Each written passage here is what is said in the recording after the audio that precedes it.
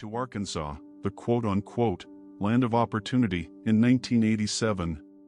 In the morning of December 22, 1987, Robert Gene Simmons began one of the worst spree killings in not only Arkansas state history, but American history.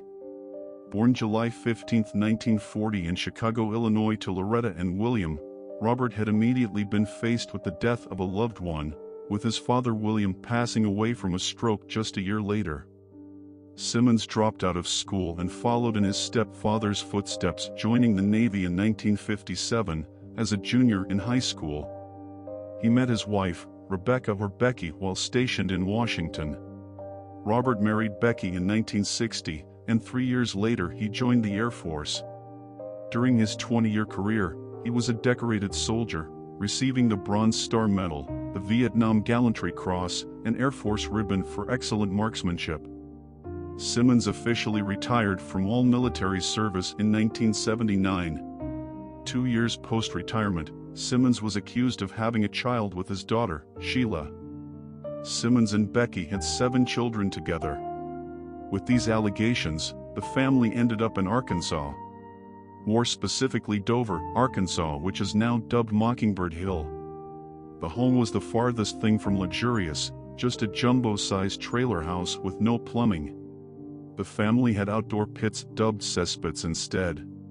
Now in Arkansas, Simmons worked at a freight company in which his sexual assault claims followed close behind, which forced him to then work at a mini-mart, up until December 18, 1987. On the morning of December 22, 4 days after quitting his job, Robert Gene Simmons killed his wife and oldest son Gene with a crowbar and a .22 caliber pistol. He then strangled his 3-year-old granddaughter Barbara. Simmons dragged the bodies outside to the cesspits and buried them. Simmons knew his other children were coming home for Christmas break and then forced them one by one, starting with his daughter Loretta, then his other children Eddie, Marianne and Becky, by drowning them in a rain barrel and then throwing them in the cesspits. Simmons then waited 4 days for his other family to arrive, in which his son Billy and Renata were both the first to arrive, both being shot dead. The two had a 20-month-old son named Trey, in which Simmons strangled and drowned. The daughter he sexually assaulted, Sheila, was the next one to arrive.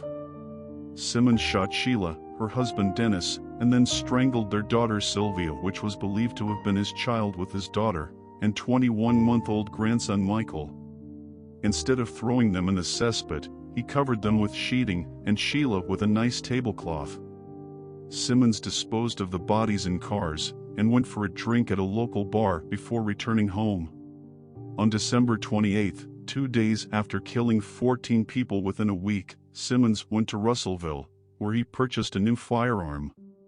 Simmons targeted a law firm secretary, Kathy Kendrick, who he had known previously, and allegedly rejected him.